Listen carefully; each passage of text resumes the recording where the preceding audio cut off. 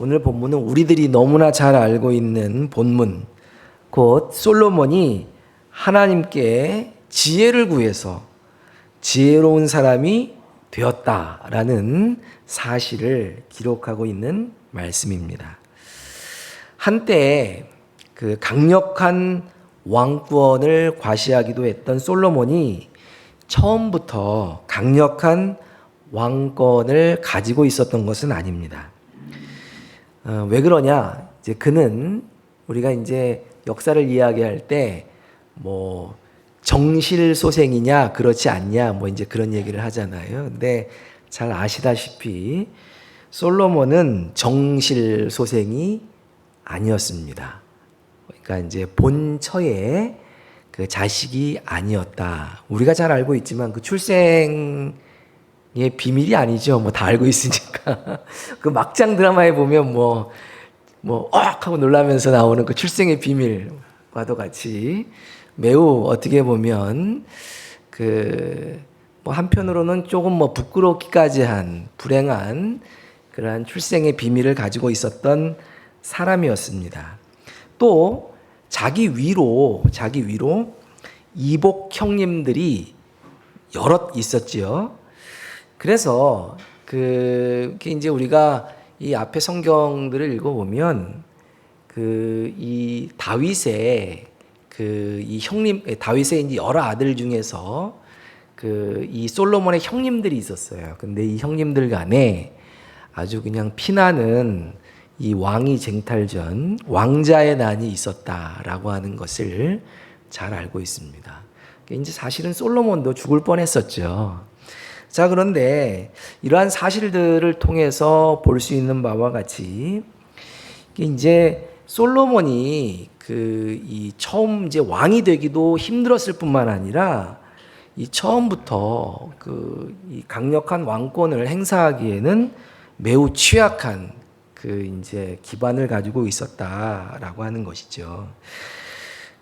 실제로 그가 이제 왕이 되었을 때에도 형제가 난을 일으켜서 이 솔로몬의 왕위를 빼앗겠다라고 하는 것도 우리가 또한 성경에서 볼 수가 있습니다.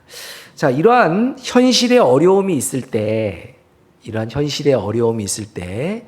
이제 임금이 된 왕이 된 지 얼마 안 된 솔로몬의 선택은 무엇이었을까요?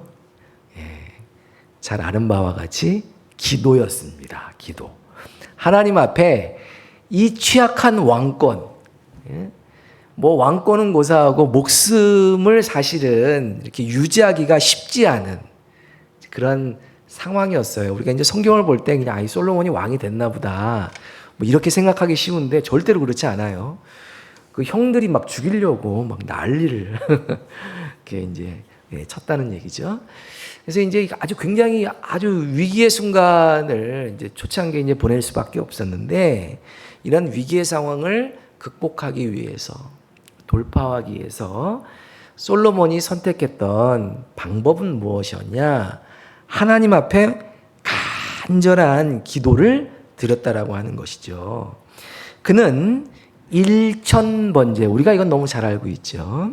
1000번제를 하나님 앞에 드리면서 날마다 간절하게 하나님 앞에 기도를 드렸다라는 것이죠. 자, 이러한 간절한 기도에 하나님이 이제 감동하셔서 이제 응답을 하시지요. 그래서 하루는 솔로몬의 꿈에 나타나셔서 이렇게 말씀하십니다.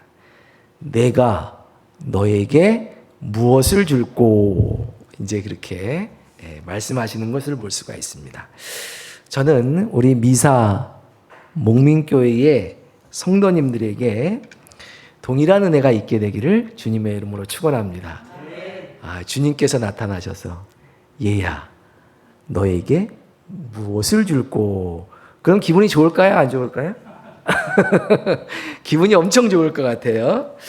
자, 간절한 기도 중에 하나님이 여러분들에게 나타나셔서 어려움 중에 있는 우리 성도님들을 위로하고 또 우리의 마음 가운데 간절한 소원을 들어주시는 은혜가 있기를 주님의 이름으로 축원합니다. 자, 내가 너에게 무엇을 줄꼬라고 말씀하시자 솔로몬은 이에 지체 없이 대답을 합니다. 우리 9절 말씀을 같이 한번 읽어보겠습니다. 9절 말씀. 자, 찾으셨죠? 같이 읽겠습니다. 시작. 누가 이 많이 재판할 수 있사오리까?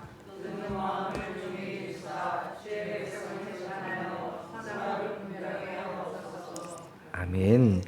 이게 이제 개역 한글 성경에는 여기 이제 듣는 마음이라고 개역 개정에는 이제 번역이 되어 있는데 그전 성경에는 뭐라고 번역이 되어 있었어요? 지혜라고 번역이 되어 있습니다.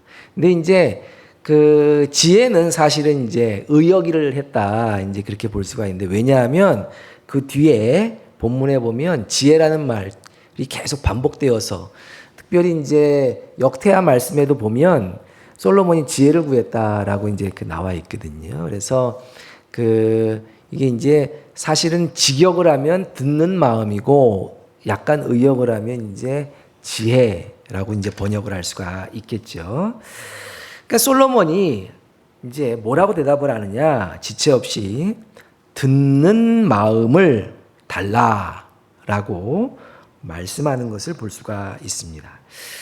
자, 우리는 이러한 솔로몬의 반응 속에서 몇 가지 중요한 교훈을 얻을 수가 있죠.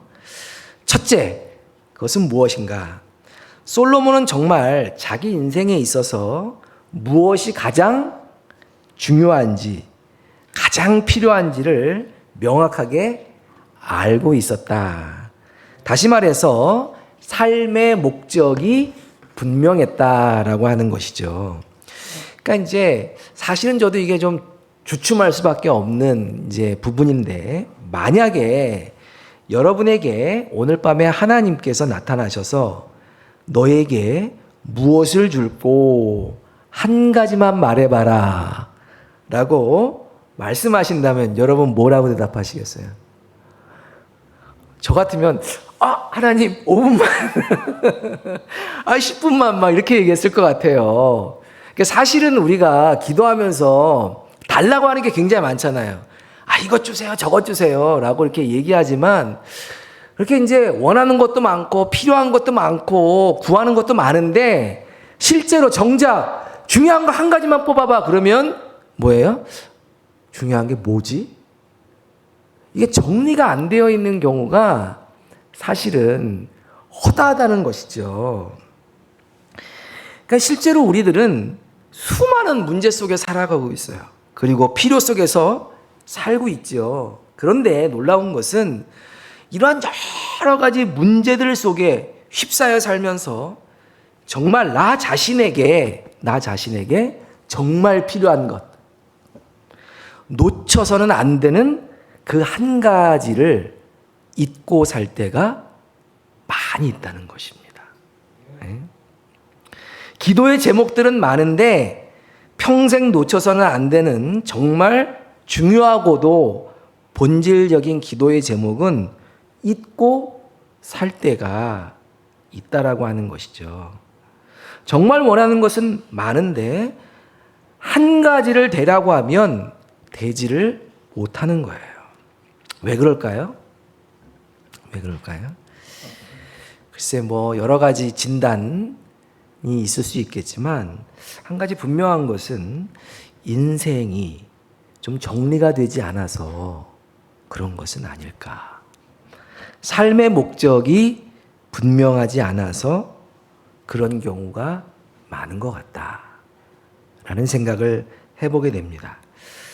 자, 마가복음 10장에 보면 복음서 마가복음 10장에 보면 소경이면서도 거지의 삶을 살고 있던 바디메오의 이야기가 나오지요.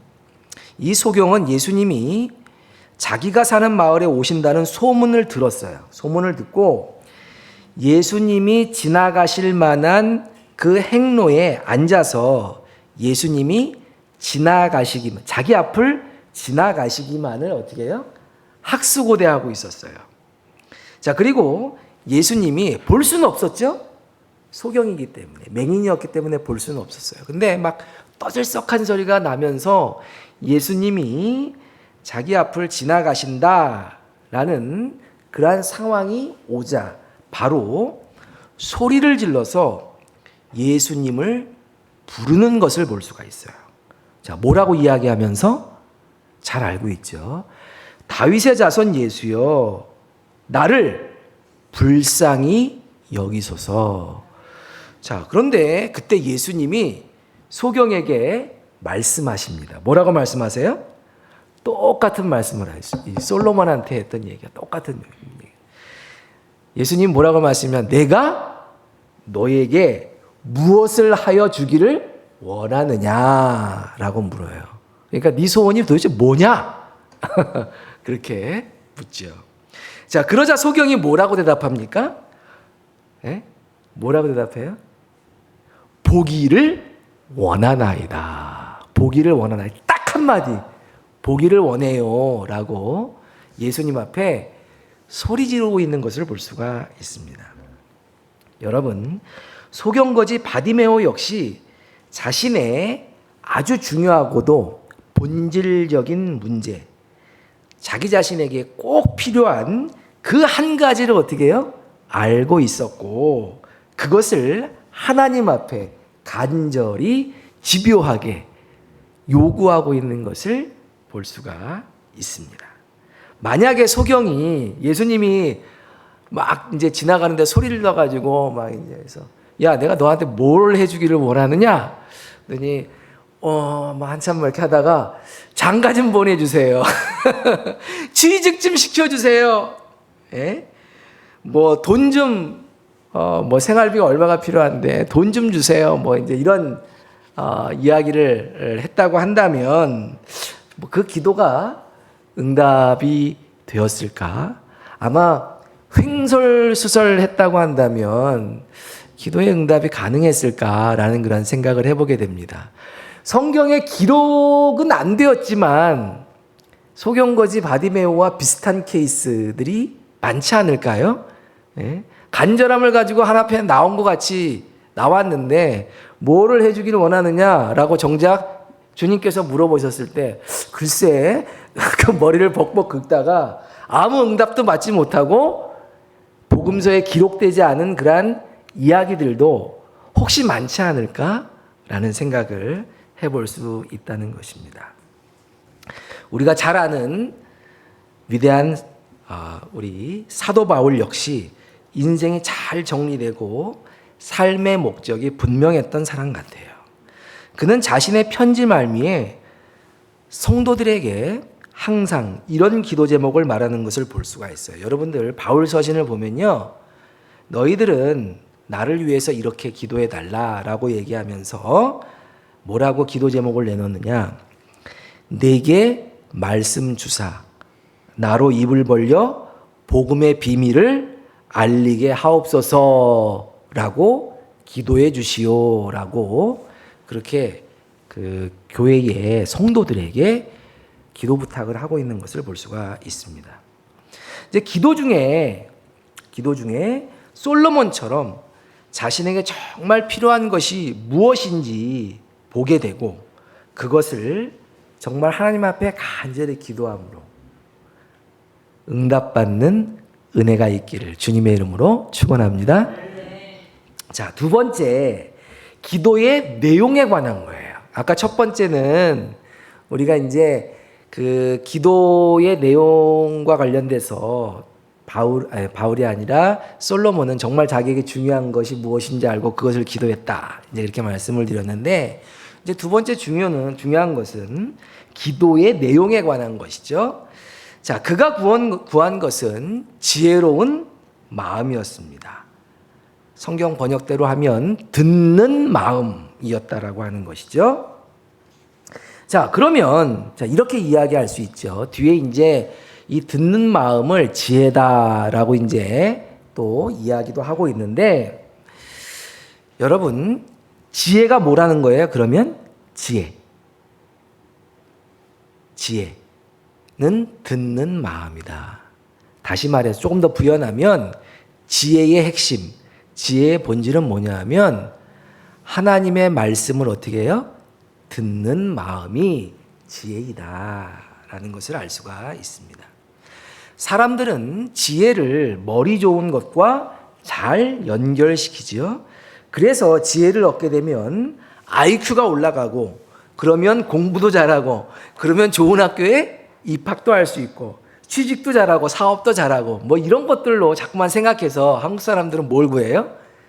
하나님 앞에 솔로몬처럼 지혜를 구해야 되겠다. 뭐 이제 그러는 경우가 굉장히 많죠.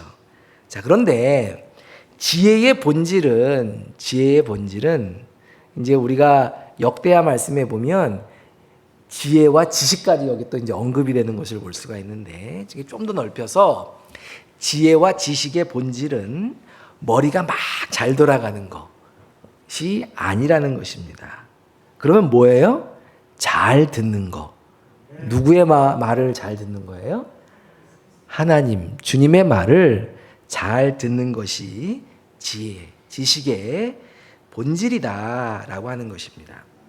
솔로몬이 지혜를 하나님 앞에 구한 것은 솔로몬이 하나님의 가르침을 잘 들을 때 자신이 맡은 직무를 잘 감당할 수 있을 것이다 라고 생각했기 때문에 하나님 앞에 듣는 마음을 구했다라고 하는 것을 알 수가 있습니다.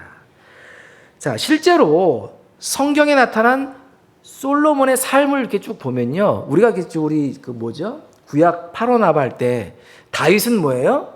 다윗은 예? 전심, 전심. 솔로몬은 반심이잖아요. 반심이잖아요. 그러니까 이제 사울은 무심이고, 자, 솔로몬은 이제 반심인데, 이제 솔로몬이 왜 반심이에요? 전반부 반은 뭐예요? 하나님의 말씀을 잘 들었는데, 후반부 이제 반은 뭐예요? 후반부는 하나님의 말씀을 잘 못 들었으니까 솔로몬은 반심 아니에요, 반심. 자, 그래서 이렇게 보면요, 이렇게 보면 이 전반부는 하나님의 말씀을 잘 들었어요. 그래서 나라를 어떻게 해요? 잘 통치하는 것을 볼 수가 있어요. 근데 후반부에 보면 하나님의 말씀을 잘 듣지를 않아요. 하나님의 말씀을 잘 듣지를 않아요.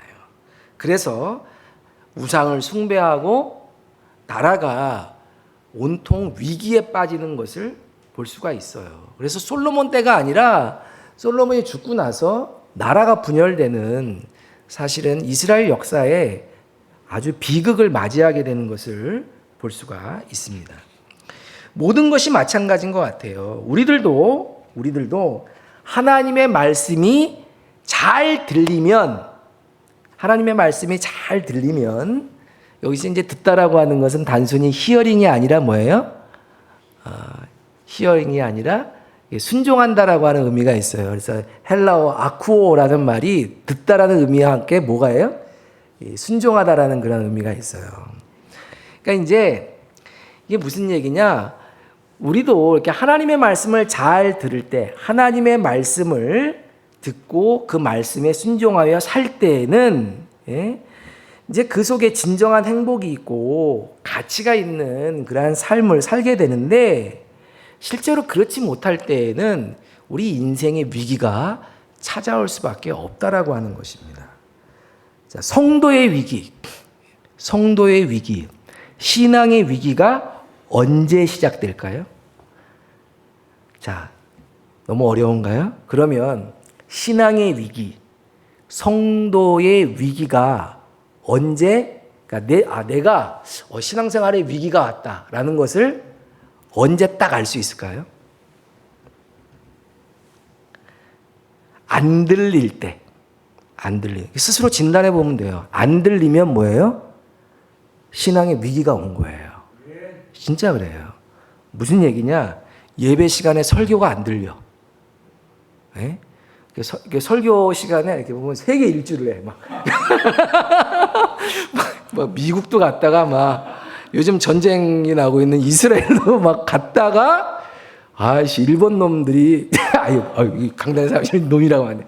일본 사람들이 오염수를 방출했는데, 일본 걱정까지 하고, 이제 한국으로 왔다가, 전 세계로, 세계 일주를 하는 거죠. 그러니까 여러분, 이게 신앙의 위기는 안 들릴 때 신앙의 위기가 온 거예요. 그러니까 예배 시간에 설교가 안 들려. 예? 생활 속에서, 삶의 현장에서 하나님의 세미한 음성이 안 들려. 옛날에는 뭔가 좀 나쁜 짓을 하면 마음속에서 하나님께서 얘야 왜 그러니? 때로는 하나님께서 위로하시는 그 말씀이 음성이 들리는데 신앙이 시들시들하고 위기가 찾아오면 뭐예요?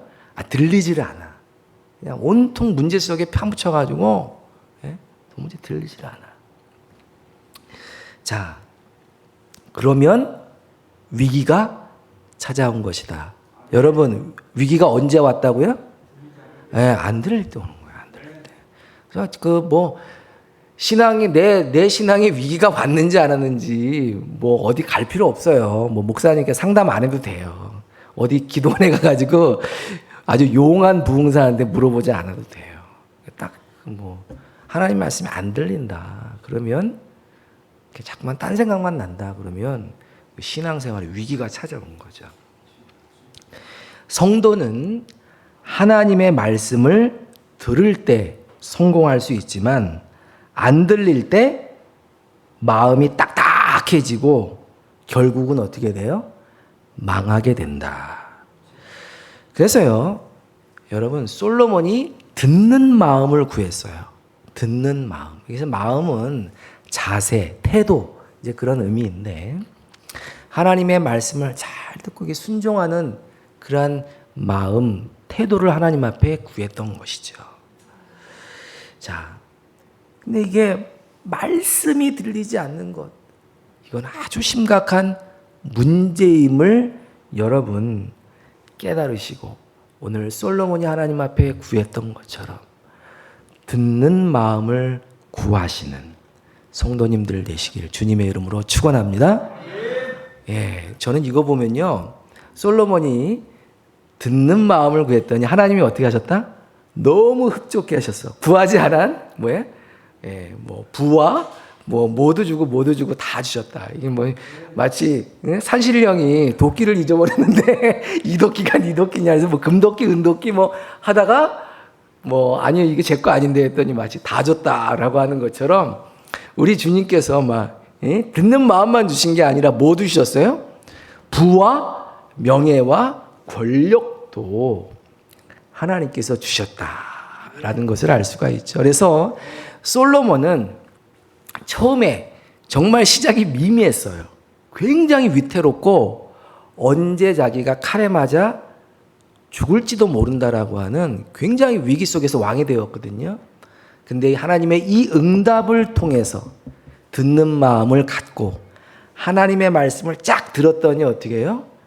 정말 누구도 솔로몬을 건드릴 수 없는 엄청난 권력과 부와 명예를 갖게 되었다라고 하는 것을 우리는 이후의 말씀을 통해서 알 수 있잖아요. 여러분 믿습니까? 네. 그래서 우리가 아까 말한 것처럼 듣는 마음을 가질 때 하나님께서 온갖 복을 우리에게 허락하여 주시지만 우리가 듣는 귀를 잃어버렸을 때 어떻게 해요? 솔로몬이 반심이잖아요. 후반부에 그 얻었던 모든 것을 잃어버렸던 것처럼 우리 신앙에도 심각한 위기가 찾아올 수 있음을 알고 계속해서 신실하게 듣는 마음을 가지시는 성도님들 되시길 주님의 이름으로 축원합니다. 기도하겠습니다.